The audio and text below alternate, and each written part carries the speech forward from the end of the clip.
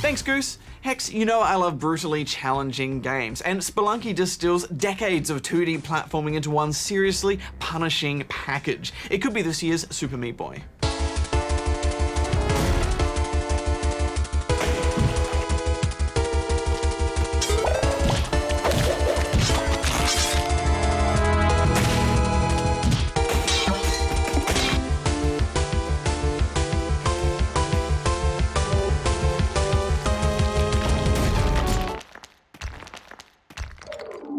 Spelunky started out as a free-to-play PC game a couple of years ago, but it's had a massive graphical update and some small tweaks, plus it has multiplayer as well now for Xbox Live Arcade. All you have to do is make your way to the bottom of each cavern and exit. These levels are super small and will only take a couple of minutes to complete. It couldn't sound simpler, but don't let this innocent-looking game fool you. Spelunky is hiding a hand grenade in its velvet glove. Death lurks everywhere in this game. But here's the rub. When you die, there's no saves, no continues. It's game over. Permadeath. I think I died more times in this game than every other game this year combined. We're creeping into Dark Souls territory here, Hex. Oh, I know. I mean, there were so many times when everything was going perfectly and then one missed jump would just end it all. All of my items, all of my progress just gone. You don't even have time to rage quit because you're dying so frequently.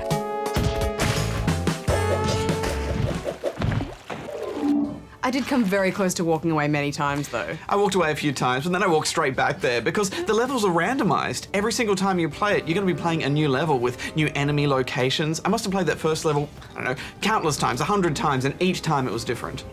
And it's sophisticated, randomly generated content too. It all makes sense and it all works, and I think the game would be less compelling if it didn't have that in there. Absolutely, because you can't learn the level layouts. I mean, you're forced to focus on honing those reflexes and general strategies that'll work in any situation. And I think the key to staying alive really is to always carry something with you. And this is so you can throw it to trigger traps or out-of-reach enemies. You can pick up and throw pretty much anything, even the girl you're trying to save. She makes an awesome impromptu ninja star. I remember at one point early on I said to you, look, she's indestructible, you can throw her at anything. She isn't though, is she? No, no, she's not. I like how they give you the option of swapping out the cliche damsel in distress with saving your puppy dog. Or the male stripper. Yes, it's all very PC, isn't it? I like that they all have their own distinct whimper to let them know that you're nearby. And it's usually worth trying to save them because it replenishes a very much needed hit point. Sometimes deciding whether or not to save them is agonizing. I mean, do you drop that shotgun you just purchased to carry them to the exit? I mean, it's amazing how much subtlety and depth they've woven into this game. Yeah, and the controls are so tight too. It reminded me a lot of Super Meat Boy.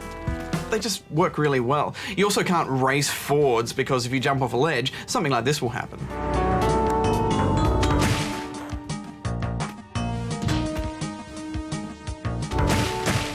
You quickly learn to look before you leap, and that way you can see dangers below and find a safe spot to land. To avoid breaking your legs from long falls, you'll need to rappel down deep caverns, and you can always bounce off the heads of enemies too.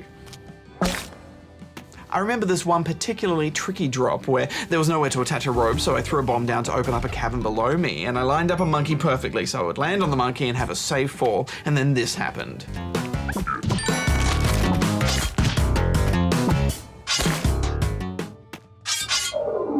He moved out of the way at the last second.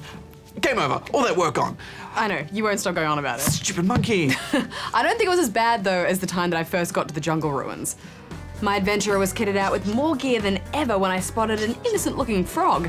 Of course, this was Spelunky, where everything is lethal.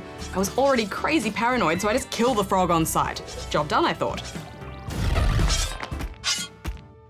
Ah, the old exploding frog trick. Once again, all my progress, all my equipment, gone. Awesome. Ah! Playing Spelunky is like doing the world's most complicated gymnastics routine. Yeah, except if you don't do it perfectly, then the world will explode. Yeah, and you have to do it on a tightrope with like spikes underneath you. And snipers are shooting you. Yeah. And there's unpredictable monkeys. Yeah, and exploding frogs.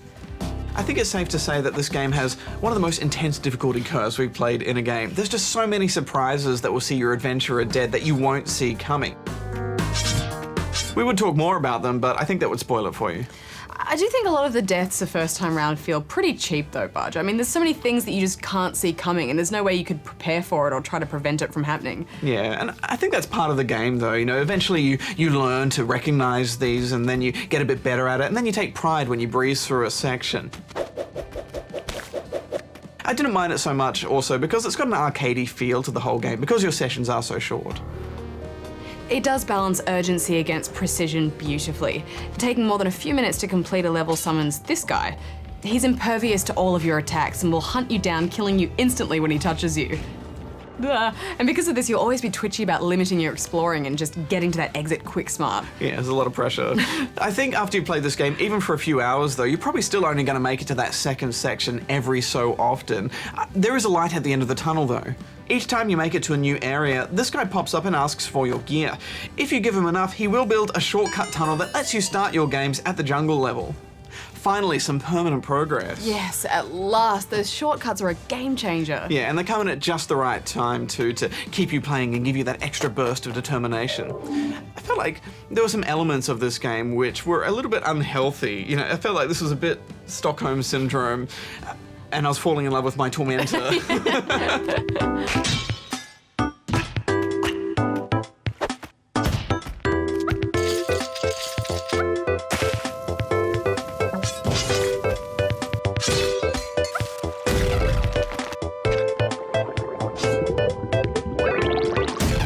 There was definitely a part of me that enjoyed just a little bit being punished and tormented by the brutal difficulty here.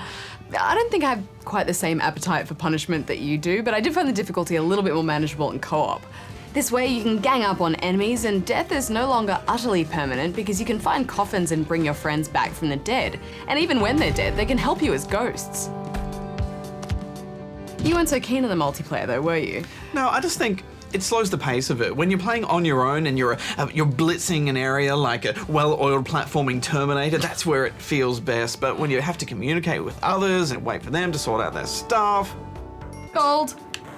More gold! Sorry about the gold, let's go. Let's go. Come on.